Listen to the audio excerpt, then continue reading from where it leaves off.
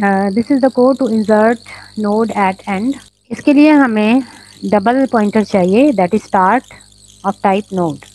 अब यहाँ पे ये डबल स्टैरिक है। डबल स्टैरिक का क्या मतलब है? Pointer to pointer. आमतौर पे पहले हमने जो नोड यूज़ किया है that was pointer to node, मतलब नोड का पॉइंटर होता है।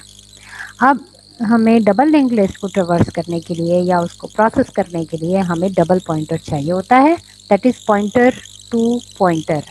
इस डबल स्टैरिक का मतलब क्या है कि ये एक ऐसा, यानी ये स्टार्ट एक ऐसा पॉइंटर होगा that is pointer to another pointer. आमतौर पे हमारे पास जो नोड होता है that is pointer to node, लेकिन ये जो स्टार्ट नोड है that is pointer to pointer. मतलब ये मज़ीद किसी एड्रेस को पॉइंट करेगा, बजाय इसके कि एड्रेस इसके अंदर स्टोर हो, ये एक दूसरे पॉइंटर को एड्रेस करेगा और उस पॉइंटर के अंदर हमारे पास एड्रेस मौजूद होगा। एंड इंट वैल्यू, वैल्यू मतलब वो वैल्यू या वो नोड है जिसको हमने इंसर्ट करना है। We will need counter. Counter मतलब ये वो वेरिएबल है जो नंबर ऑफ नोड्स को काउंट करेगा, यानी जब भी हम कोई नया नोड इंसर्ट करेंगे तो हम काउंटर में इंक्रीमेंट कर देंगे। Now we will check if start is equal to null, मतलब पॉइंटर जो हमारा नोड है स्टार्ट नोड, उसका जो पॉइंटर है अगर वो नल है तो फिर हम क्या करेंगे, उसको न्यू नोड हम क्रिएट कर लेंगे। न्यू नोड के डेटा पार्ट को हम वैल्यू दे देंगे जो हमारी एज ए पैरामीटर पार्ट पास हो रही है, और न्यू नोड के नेक्स्ट पार्ट में हम न्यू नोड के प्रीवियस में जो था वो न्यू नोड दे देंगे। यानी कि अभी जो हमने नोड बनाया है उसके नेक्स्ट पार्ट में और उसके प्रीवियस पार्ट में हम न्यू नोड ऐड कर देंगे। ये डबल लिंक टेस्ट के लिए है। आप सिंगल लिंक टेस्ट के लिए अगर करेंगी तो सिर्फ नेक्स्ट पार्ट में आप न्यू नोड दे देंगी, but if you are using double circular link list तो फिर आप न्यू नोड के प्रीवियस पार्ट में भी न्यू नोड ऐड कर देंगे। So this is the thing to understand. ये जहन में रखना है कि अगर आप सिंगल सर्कुलर लिंक लिस्ट ले रही हैं तो सिर्फ आपने ये न्यू नोड के नेक्स्ट पार्ट में न्यू नोड ऐड करना है, लेकिन if you are using double link list तो फिर आप उसके नेक्स्ट पार्ट में भी और प्रीवियस पार्ट में भी न्यू नोड देंगी। और हम क्या कह देंगे कि जो हमारा स्टार्ट नोड है दैट इज़ न्यू नोड।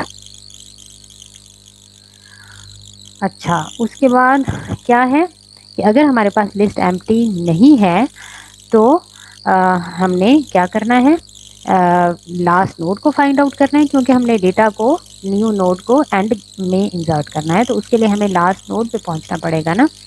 तो हमारे पास एक लास्ट नोड है, लास्ट नोड को आप डिक्लेयर कर लें और उसे असाइन कर दें स्टार्ट का प्रीवियस। मतलब हमारा जो स्टार्ट है उसके प्रीवियस वाला जो है ओबियसली वही लास्ट है ना, तो वो हम असाइन कर देंगे, न्यू नोड क्रिएट कर लेंगे, न्यू नोड के डेटा पार्ट में वैल्यू दे देंगे, न्यू नोड के नेक्स्ट पार्ट में स्टार्ट असाइन कर देंगे, क्योंकि हम एंड में इंसर्ट कर रहे हैं ना, तो जो भी इंसर्ट करेंगे वो स्टार्ट से पहले ही आएगा।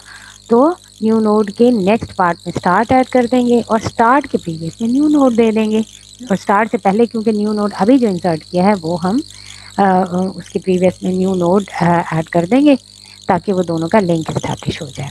और न्यू नोड के प्रीवियस में हम दे देंगे लास्ट। अब वो जो पहले लास्ट था वो सेकंड लास्ट हो जाएगा, क्योंकि हम न्यू नोड के प्रीवियस में लास्ट ऐड कर देंगे और लास्ट के नेक्स्ट में न्यू नोड दे देंगे। यानी ये two way double link list है ना, तो टू वे कनेक्शन इस्टेब्लिश कर लेंगे। लेकिन अगर सिंगल लिंक लिस्ट आप यूज़ कर रही हैं तो फिर आपको ये प्रीवियस वाले जो असाइनमेंट्स हैं वो करने की ज़रूरत नहीं होगी। Now deletion from front, if you want to delete from front of list तो फिर आपने क्या करना है, दिस इज़ योर लिस्ट। इसमें ये जो है हमारा फ्रंट है, स्टार्ट नोड है, इसको हमने अगर डिलीट करना है तो इस नोड को हम यहाँ से डिलीट कर देंगे और फिर हमें क्या करना पड़ेगा, कनेक्शंस को री इस्टेब्लिश करना पड़ेगा। तो पहले क्या है कि हमारा ये जो टेल है इसके लिंक पार्ट में ये इसका स्टार्ट वाले का एड्रेस है, जब हम इसको डिलीट कर देंगे तो इसके लिंक लास्ट वाले नोड के लिंक पार्ट में हम जो है वो स्टार्ट के बाद वाला नोड उसका एड्रेस डाल देंगे और इसको हम मेमोरी से डिलीट कर देंगे। This is the algorithm, very simple. We check कि स्टार्ट नल तो नहीं है, अगर नल है तो we have to do nothing because list is empty. लेकिन अगर ये चेक फॉल्स है तो फिर क्या है, स्टार्ट के नेक्स्ट में हम स्टार्ट दे देंगे और क्या करेंगे, डिक्लेयर फ्री टी, यानी हमारा जो टी नोड टेम्परेरी नोड है वो उसको हम डिलीट कर देंगे और स्टार्ट को हम नल असाइन कर देंगे। Otherwise repeat step A while T next is not equal start. मतलब हम क्या करेंगे कि we will traverse the list to move at the end so that we can find out the end node. Now this is the code to delete from front node. Simple code is there. We have the simple integer variables. We have 2 pointers ptr and s. If start is equal to last and start is equal to null, तो फिर क्या है, अगर ये दोनों conditions satisfy हो रही हैं तो इसका मतलब है कि list is empty and you have nothing to do और nothing to delete and simply you will return. But if this condition is false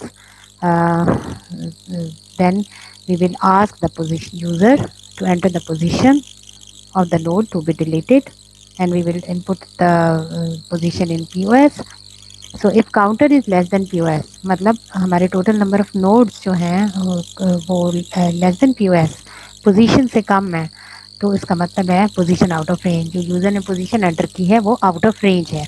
let suppose आपके टोटल नोड्स 4 थे जो कि काउंटर हमें बताएगा और यूज़र ने पोजीशन एंटर कर दी है 5, तो इसका मतलब है ही इज सेइंग कि एक लिस्ट 4 नोड्स की लिस्ट में से 5th एलिमेंट डिलीट करें। तो 5th होगा ही नहीं तो हम उसे डिलीट क्या करेंगे, तो ये उस चीज़ को चेक करने के लिए है।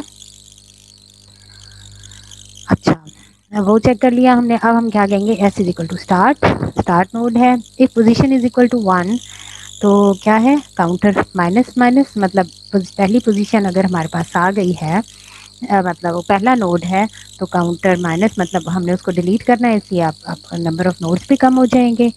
और क्या करेंगे, लास्ट नोड के नेक्स्ट में एस का नेक्स्ट दे देंगे, एक्स नोड का जो स्टार्ट वाला नोड था उसका नेक्स्ट स्टार्ट के बाद जो नोड आ रहा है उसका एड्रेस दे देंगे और स्टार्ट के नेक्स्ट में स्टार्ट के नेक्स्ट के प्रीवियस पार्ट में हम लास्ट ऐड कर देंगे और स्टार्ट के नेक्स्ट के प्रीवियस में हम लास्ट ऐड करेंगे कि स्टार्ट के बाद जो नोड आ रहा है उसके प्रीवियस के अंदर हम लास्ट ऐड करेंगे, क्योंकि स्टार्ट को हमने वहाँ से डिलीट करना है ना, इसलिए स्टार्ट के बाद वाले नोड के प्रीवियस पार्ट में हम लास्ट का एड्रेस दे देंगे और start is equal to S next, और स्टार्ट को हम क्या दे देंगे, अब हमारा स्टार्ट क्या होगा कि जो हमारा पहले स्टार्ट था उसका नेक्स्ट।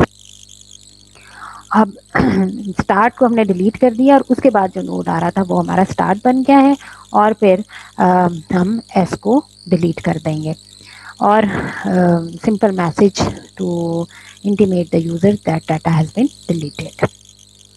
इसी तरह से डिलीट फ्रॉम फ्रंट है, delete from last, this is the algorithm, this is the data to display, इसका algorithm है और ये उसका कोड है सिंपल ट्रेवर्सिंग के लिए। You may see it, there is no problem, ये डिस्प्ले का कोड है।